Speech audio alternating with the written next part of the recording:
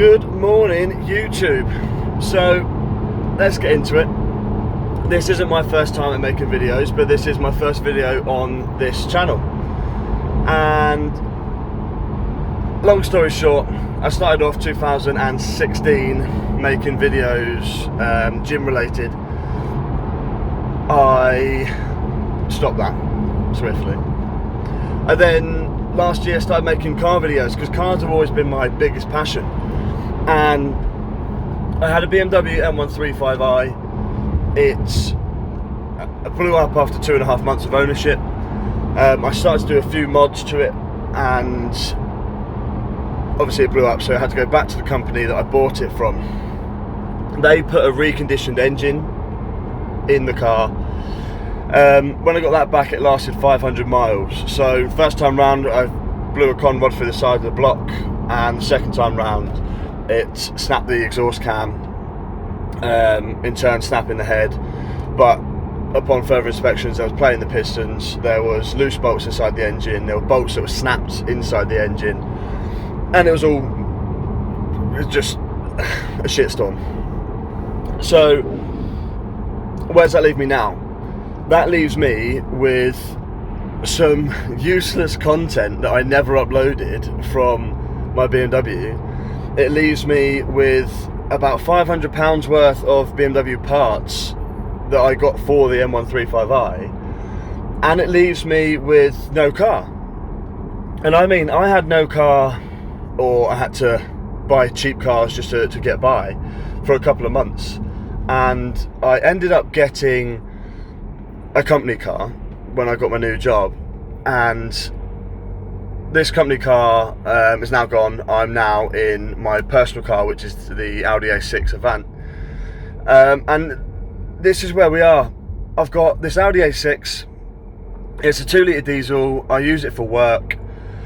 It is my personal car, it's not company. However, I needed something that was reliable. I needed something that was practical because I have a little girl and I have a dog, and I needed something that was good on mileage. But then that pulls at the strings where I don't get to fulfill my need for modifications. I don't get to fulfill my obsession with cars. However, why not? Why can't I modify a nice looking diesel car to be what I want it to be and still be that reliable daily that it is? So that's the plan. I'm starting this YouTube channel. I'm giving it a go. I've been putting YouTube off for a while now, a few years, and I just need to bite the bullet and go. So from here on out, you're going to see modifications on my Audi A6. You will eventually see other cars come into the mix. I do have some other cars that can feature on the channel. My friend has a Mustang GT that can get on the channel.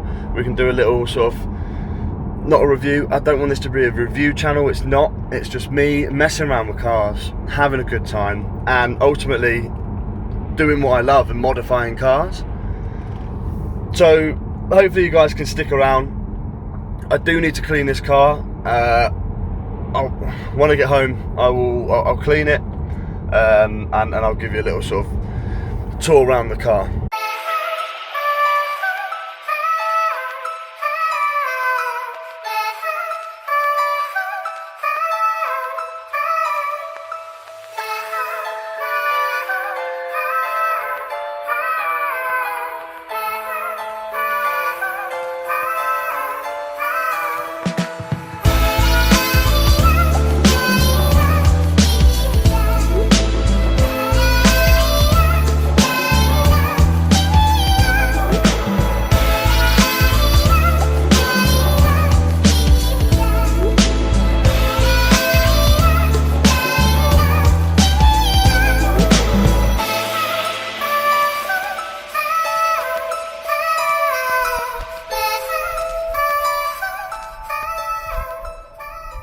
Here she is then, guys, all nice and clean. It is actually a different day because I got home from work and the weather was just horrendous. So got that panoramic roof open, got the 20-inch alloys on the go there as well. Nice 20-inch rotors. It is the ultra black edition, like I said, so that comes with the black mirror cap, black mirror caps, black trim around the windows as well. We've got the black Audi badge on the back, and we've got the trim along here. Because it's the S-tronic, it's the 188 brake, nothing to scream about, but that comes with these twin exhaust pipes. And then we've got the S-line spoiler, again more black trim, nice Audi alloys. And moving on to the front, we have got the blacked out badge and the blacked out grille. It isn't the honeycomb grille. I do need to get a change for the honeycomb grille. That is something that I want to move on to. One thing that does annoy me about Audis, let's go around to these back tyres. I've turned the side ones, front ones. Moving on to the back, Audi alloys stick so far inside that arch, so that needs to be changed. Probably a set of 20mm spaces will do that. So we're going to end the video there. As I said, this is my Audi A6 Avant.